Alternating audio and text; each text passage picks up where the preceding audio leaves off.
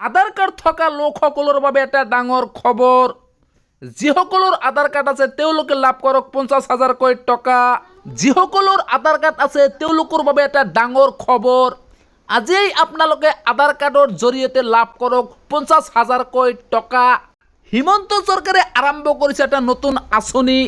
যিসকলৰ আধাৰ কাৰ্ড আছে তেওঁলোকৰ বাবে এটা ডাঙৰ খবৰ। কেনেকুৱা কৰি আপোনালোকে লাভ কৰিব 50,000কৈ টকা, শেষলৈকে ভিডিঅ'টো চাব আপোনালোকে, নহ'লে বুজি নাপাব। আধাৰ কাৰ্ড আপডেট কৰি আপোনালোকে আজিৰ ভিতৰতেই আপোনালোকে লাভ কৰক 50,000কৈ টকা। 12 ঘণ্টাৰ ভিতৰতেই আহি পৰিব আপোনালোকৰ একাউণ্টত এই টকা। হিমন্ত চৰকাৰে আৰম্ভ কৰিছে এই বিশেষ আঁচনি। আজি হ'ল 8 নৱেম্বৰ। আজি আপোনালোকে কৰি লওক এই আধাৰ কাৰ্ড আপডেট। আজিৰ দিনটোৰ ভিতৰতেই আপোনালোকৰ একাউণ্টত সোমাব এই টকা।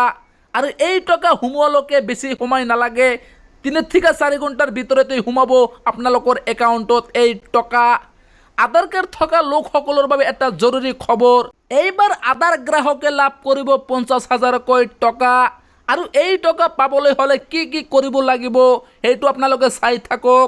চাই থকাৰ লগতে এইটো কামো আপোনালোকে কৰি যাওক।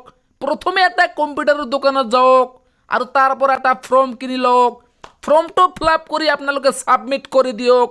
আৰু 2 পৰা 3 ঘণ্টাৰ ভিতৰত আপোনালোকৰ একাউণ্টত আহি যাব এটা নতুন মেছেজ। আৰু মেছেজ অহাৰ 4-5 ঘণ্টা পিছত আপোনালোকৰ একাউণ্টত সোমাই যাব 50,000কৈ টকা।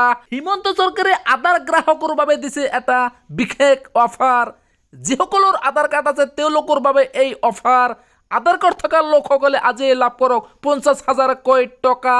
আৰু এই টকা ক'ৰ পৰা আহিব, কেনেকৈ কৰি আপোনালোকৰ একাউণ্টত সোমাব, তাৰ বাবে ভিডিঅ'টো শেষলৈকে চাওক। হিমন্ত চৰকাৰে ঘোষণা কৰিছে এক নতুন আঁচনি। আৰু এই আঁচনিৰ লগতে আপোনালোকে লাভ কৰিব 50,000কৈ টকা। প্ৰতিটো মাহতেই সোমাব আপোনালোকৰ একাউণ্টত এই টকা। আৰু এই টকা সোমোৱাৰ লগে লগে আপোনালোকে বহুত কিবা কিবি কৰি লওক। হিমন্ত চৰকাৰে এইবাৰ আৰম্ভ কৰিছে এক নতুন আঁচনি। 50,000 টকাৰ লগতে আপোনালোকৰ একাউণ্টত দিব আৰু 20,000কৈ টকা। আজিয়ে লাভ কৰক আপোনালোকে এই টকা।